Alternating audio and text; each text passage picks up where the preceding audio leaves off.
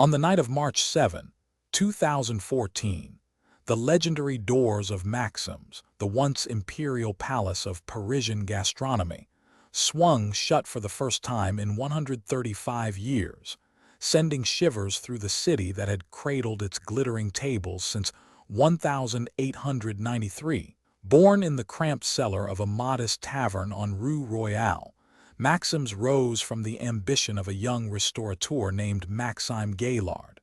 He transformed a modest wine cellar into a sumptuous dining room, draped in crimson silk, gilded mirrors and crystal chandeliers that reflected the flickering flames of a new belle epoque.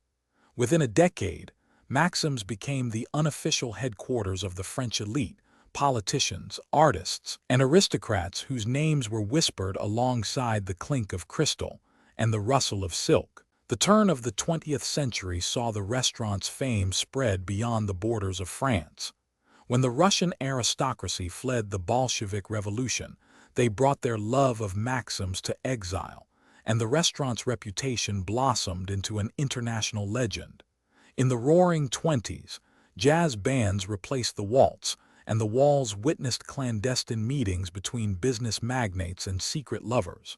By the time World War II scarred the city, Maxim's survived the occupation, its opulent facade shielding a discreet network that served both resistance couriers and occupying officers, a paradox that added to its mystique. Post-war prosperity cemented Maxim's as a symbol of French luxury.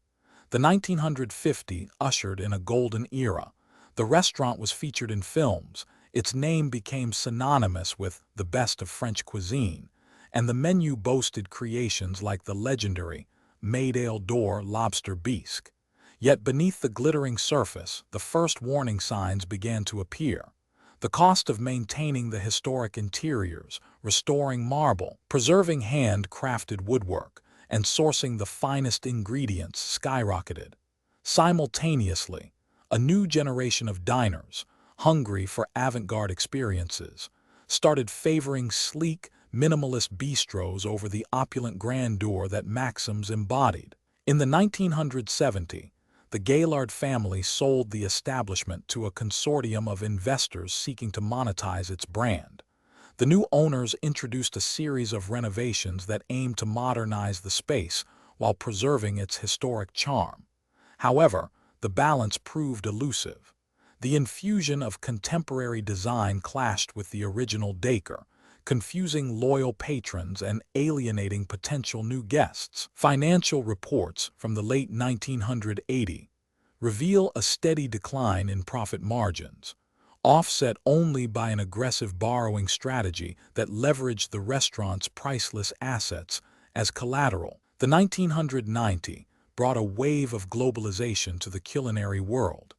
Maxim's attempted to ride the tide by franchising its name across Europe and Asia, opening satellite locations that bore the iconic red and gold logo but lacked the authentic Parisian soul. These outposts generated short-term revenue but diluted the brand's prestige, turning a symbol of exclusivity into a commercial badge. Internally, staff turnover rose sharply as veteran chefs left in protest of menu homogenization, replaced by chefs more accustomed to mass production techniques than the meticulous artistry that had defined Maxim's cuisine. By the early 2000s, the financial scaffolding that propped up the empire began to crumble. Audits uncovered mounting debts that exceeded Euros 300 million, a figure aggravated by costly legal battles over trademark infringements and a series of high-profile lawsuits from disgruntled former employees demanding unpaid wages. The warning signs that once manifested as occasional cash flow hiccups had now become stark red alerts on every balance sheet. In 2012, a desperate attempt to revitalize the flagship location saw the appointment of a celebrity chef whose avant-garde flair clashed with the restaurant's heritage. The new menu, a daring fusion of molecular gastronomy and classic French techniques, received mixed reviews, and longtime patrons boycotted the establishment in protest. Media coverage intensified, with headlines branding Maxim's a fallen empire and speculating on its inevitable demise. When the bankruptcy filing arrived in March 2014, the city of Paris mourned a cultural loss as much as a business failure. The closure left dozens of employees unemployed, and the iconic red and gold signage that once illuminated the Rue Royale darkness now stood silent, a relic of a bygone era.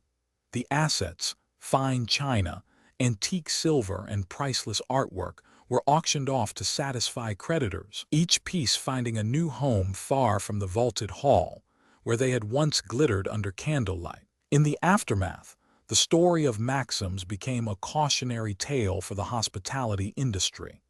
Analysts point to its inability to adapt without sacrificing identity, the dangers of over-leveraging heritage assets, and the perils of expanding a luxury brand without preserving its core values. The physical space, after a brief period of abandonment, was eventually purchased by a boutique hotel group that restored the facade while repurposing the interior for a contemporary dining concept, an homage that respects the past without being shackled to it. Today, the legend of Maxim's lives on in the whispered anecdotes of old Parisian waiters, the glossy pages of culinary history books, and the lingering scent of roasted lobster that still haunts the streets of the 8th arrondissement. Its rise and fall remind us that even the most glittering empires can crumble when the weight of tradition meets the relentless tide of change. Subscribe to The Collapse for more stories like this.